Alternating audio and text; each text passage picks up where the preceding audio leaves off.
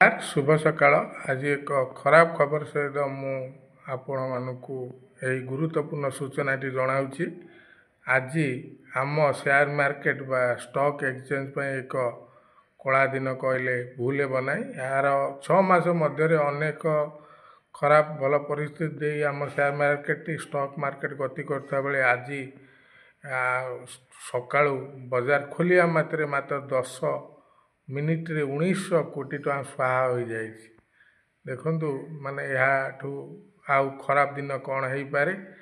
क्रमागत भावे यही 6 मास हेब सेप्टेम्बर मास पर ठारू आम स्टॉक मार्केट एवं शेयर मार्केट उपरे सते जमी कहार नजर लगी जाइए।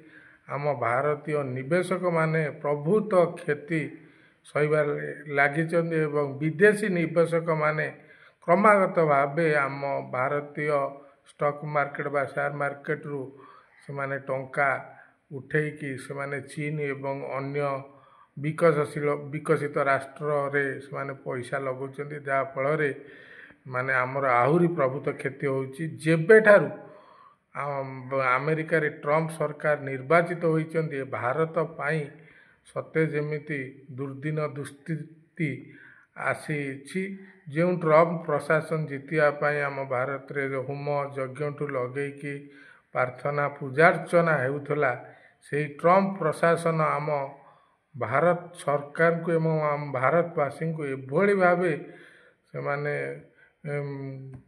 गोटे पर गोटे खराब खबर तारीफ धमक दे केतेबेले आम भारतीय मानकू तांको विमान रे हाथ कड़ी बेड़ी बांधिक आनी छाड़ीदवा हो सब भारत को अकड़िया परिस्थिति खराब परिस्थिति विश्व में निंदित करने ट्रम्प प्रशासन प्राधान्य वर्तमान हो जाए। भारत को किभली भावे खराब स्थिति की निया जाई पारियो सेतिपाई एबे जो तारीफ युद्ध आरंभ हो जहाँ फल आमर स्टॉक मार्केट एवं शेयर मार्केट आहरी दयनीय स्थिति अच्छे। आउ सबुठु खराब कथा है ए विषय रे सरकार जमती न जानला भाया होउचंती। यार 6 मास 7 मास हो गला क्रमागत भाव परिस्थिति लगी रही। एथिपाई सरकार देखंतु से विषय रे टिके भी चिंता करूना। अनेक लोक शेयर मार्केट रे टंका लगे कि से माने रोजगार करुले। शेयर मार्केट गोटे रोजगार माध्यम पलटि रहा। रेलवे तो चाकरी ना, इंडियन आर्मी रे तो आउ चाकरी ना, कौन आउ चाकरी ना। जहाँ फूड डेलीवरी बर्तमान लोक किसी डेलीवरी बॉय रूपे नियुक्ति पाउछन पुणी स्वल्प वेतन रे।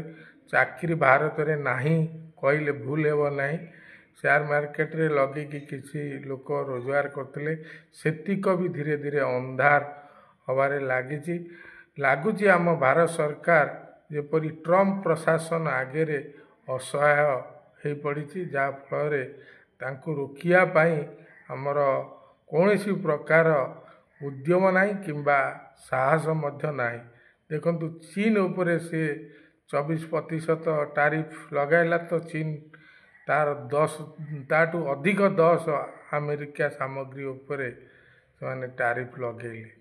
तेणु आहरी गोटे खराब खबर बर्तमान जितेबाला चीन उपर तारीफ लगागला चीन आउ अमेरिका ठारू माल आउ किणवनी। जहाँ जी तो अमेरिका जिनस चीन सब कम व्यवहार करता है जो तारीफ लगेला चीन उपर अमेरिका तो चीन प्रायतः बहुत कम संख्यार अमेरिका जिनस किणव।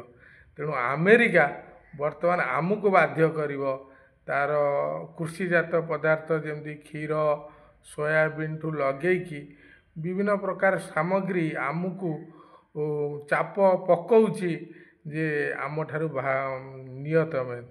तेबे चिंता करती जिते तार कृषिजात पदार्थ आम किणवा को आम इच्छा न थाए बाध्य हेबू। आम भारतीय कृषक मानक अवस्था कौन हेब आपण माने एटा निराट सत कथा समस्ते जानिबा उचित। क्यों भावे भारत दिनक दिन दुर्दिन आड़ को गति करुच्ची। टंकार मूल्य पाखापाखि गोटे डॉलर 90 टंका सहित सामान हो गलानी। सबुदिन प्राय शेयर मार्केट ରେ ଟଙ୍କା ନିବେଶକମାନେ ହରାଉଛନ୍ତି। ଆମର ଲୋନ୍ ସଂଖ୍ୟା 10 ଗୁଣା ବୃଦ୍ଧି ପାଇଲାଣି, ଯାହାକୁ ଭାରତ ସରକାର ଯଥାସାଧ୍ୟ ଲୁଚେଇବାକୁ ଚେଷ୍ଟା କରୁଛନ୍ତି। ଭାରତରେ ନିଯୁକ୍ତି ନାହିଁ। ସବୁ କ୍ଷେତ୍ରରେ ସରକାରଙ୍କର ବିଫଳତା ଜାରି ରହିଛି। ଉଦାହରଣ ଭାବେ ରେଲୱେ ବିଭାଗକୁ ଦେଖି ନିଅନ୍ତୁ। ଏବଂ ସରକାର କେବଳ ଭାଷଣରେ ଯେ ଗୁଡ୍ ଗଭର୍ଣ୍ଣାନ୍ସ ବୋଲି ବଡ଼ ବଡ଼ ଚିତ୍କାର କରିକି କହୁଛନ୍ତି ଟିଭି ବିଜ୍ଞାପନ ଦେଇ, କିନ୍ତୁ ପ୍ରକୃତରେ ଭାରତର ସ୍ଥିତି ଅତ୍ୟନ୍ତ ଭୟାନକ ହେବାକୁ ଯାଉଛି।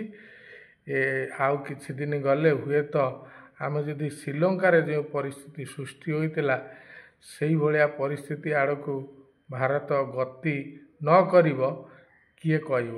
ଈଶ୍ୱରଙ୍କ ଦୟାରୁ ଆମ ଭାରତ ପାଇଁ ଭଲ ସମୟ ଫେରିଆସୁ।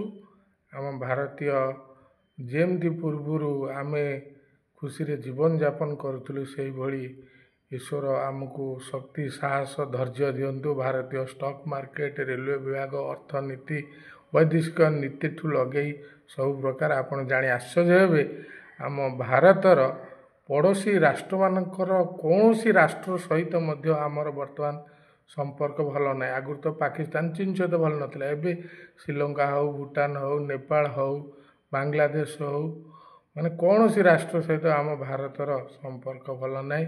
ଏଭଳି ପରିସ୍ଥିତି ସୃଷ୍ଟି ନ ହେଉ। ଭାରତ ସରକାର ଯତ୍ନବାନ ହୁଅନ୍ତୁ। କେବଳ ଭାଷଣ ନ ଦେଇ ପ୍ରକୃତରେ ଏହାକୁ ବାସ୍ତବତାର ରୂପ ଦିଅନ୍ତୁ। ଜଣେ ସଚ୍ଚୋଟ ରାଷ୍ଟ୍ରଭକ୍ତ ନାଗରିକ ହିସାବରେ ମୁଁ ଭାରତ ସରକାର